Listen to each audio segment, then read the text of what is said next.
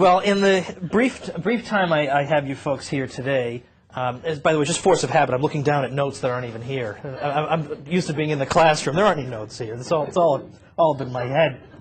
What I'd like to do is, given that we probably can't cover all of American history, in 45 minutes, let's say, instead, what I'd like to do is sort of, gallop through some highlights or some areas of importance, or in particular areas in which the material is simply not covered in the typical American history classroom and even in college. Not that it's covered badly or you get a lot of lies about it. It's just not covered at all. It's like left out. It's just like you can hear crickets in the background. Nothing, not mentioned. Because oftentimes the worst bias in the coverage of American history does not involve outright falsehoods. Sometimes it does. But mostly it involves the selection of topics. What items are brought up, what items are excluded. And I think, by and large, by the way, that's also true for the much trumpeted media bias that we hear a lot about. It's not even necessarily that the media is feeding us lies, although of course naturally they are. But it's also, what are they not feeding us? What are the stories they don't tell? Okay, so I want to tell a few of these types of stories from American history to inoculate you against what you're going to be up against when you head to college. Now, since you're all homeschooling folks, you all know this. You all know that out there, frankly, is a kind of hostile educational establishment that is not altogether reliable in areas like American history. So you already know that you better know your stuff because you're not going to be taught it by these people. What's even more fun is when you really know your stuff and you go into that college classroom and your professor finds out that you really know your stuff. But be careful about how you do that. You don't want to get an F for no good reason, just antagonizing them. But it's good enough to know in your own heart that this guy is, I don't want to say a bad word, this guy is a falsehood artist, we'll say, and whereas I know the truth. That's very satisfying, and I want to help to move you in that direction. One of the benefits of my book, if I may put it that way, is that it has a bibliography at the end that refers you to books that I consider to be reliable. There are a zillion books out there. How do you know which ones to read? In fact, 2 years ago, they did a study. They found out that in the year 2004, you know how many books were published? 195,000 books were published in that 1 year. 195,000 brand new books. How can you possibly sift through them all and know which ones are reliable or worthwhile? That's up 70% from just 10 years ago. So books are coming out like mad. How do you sift your way through? So I've got that, and then throughout the text I have these little boxes that say a book you're not supposed to read. That is to say, a book that the establishment would rather that you not read. So it helps to direct you in your research. Well, the first of the several topics I'd like to try to get to takes us back over 200 years. And it takes us back to an incident that, to my knowledge, has never been commemorated by the U.S. government. We get a lot of commemorations, let's say, of a war ending.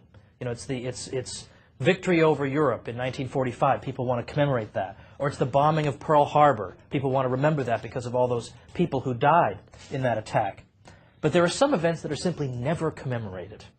And one of them involves something that Thomas Jefferson did in 1798. It's never been commemorated.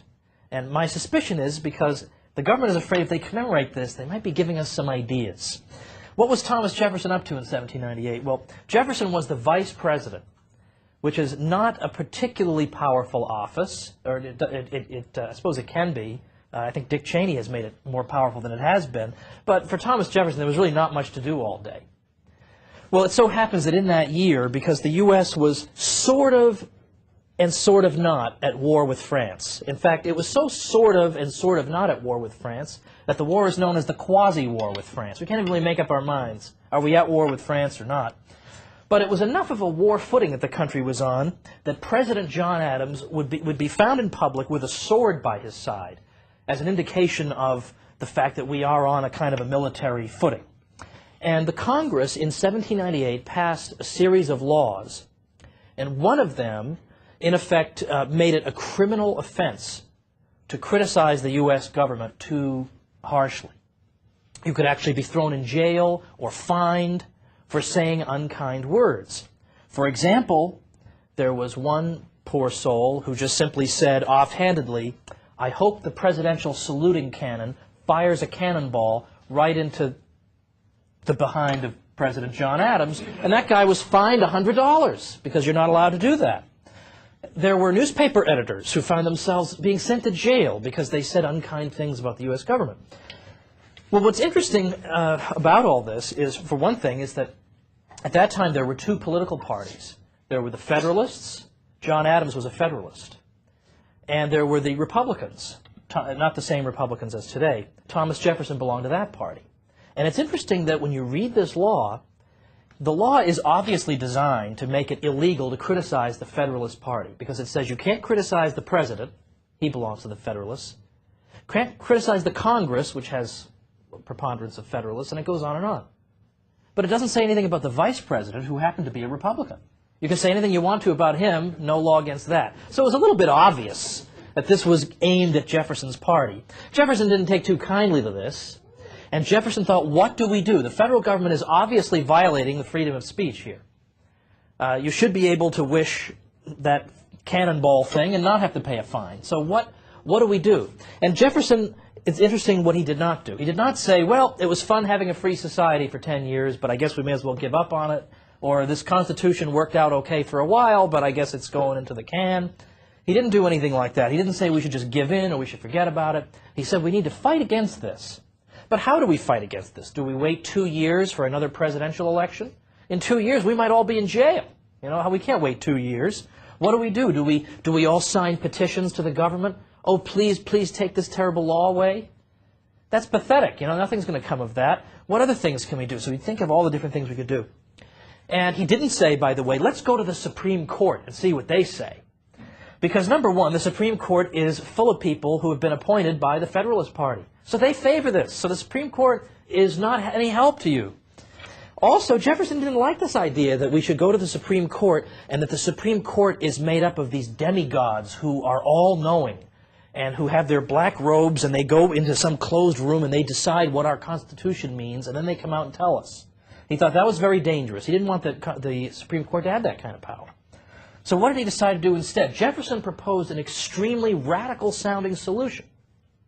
Jefferson said that each state of the United States should have the power to be able to decide if it believed the U.S. government had violated the Constitution, had done something that clearly was not allowed under the Constitution. The state should have the right to not only to say that that had happened, but the state should also have the right to say, we are not going to enforce that law. We're not going to enforce your anti-free speech law in this state, in Virginia or in Kentucky. We're not going to enforce it there. That was the proposal that Jefferson developed. And he said, now this may sound crazy. You know, I mean, this may sound crazy that every state could have the power to say to the federal government, we're not going to enforce your stinking law. But Jefferson's answer was, well, what better solution do you have? What other solution is there? There really isn't any other solution. If we don't do this, we're just going to encourage the federal government to do more things if we don't act right now.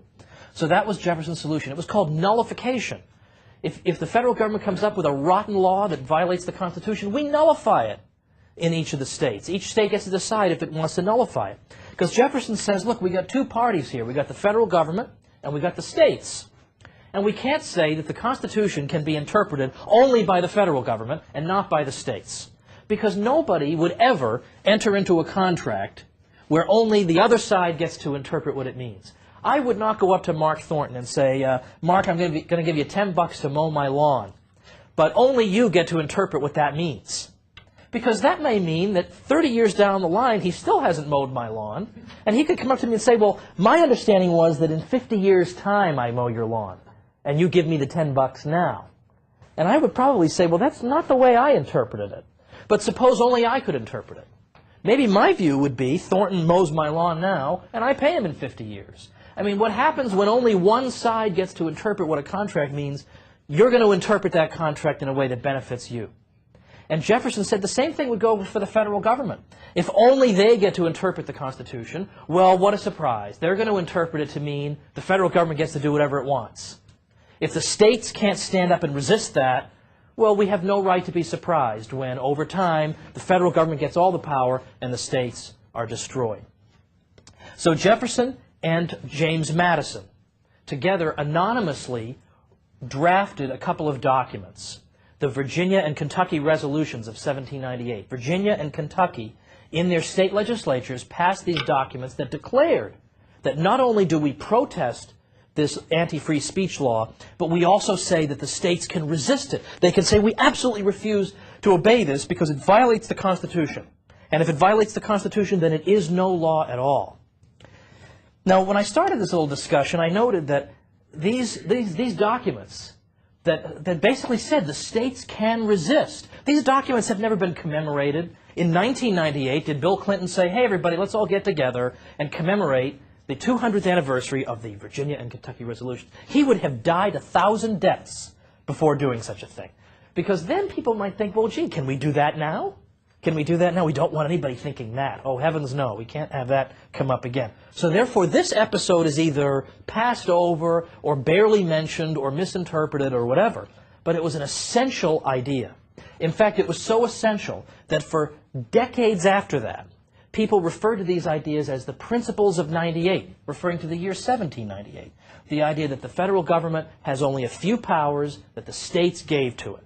And then any other powers rest with the states. And if the states believe the federal government has gone beyond what it's allowed to do, then those states can refuse to obey those laws. That became known as the Principles of 98. And they remained alive for years and years after that.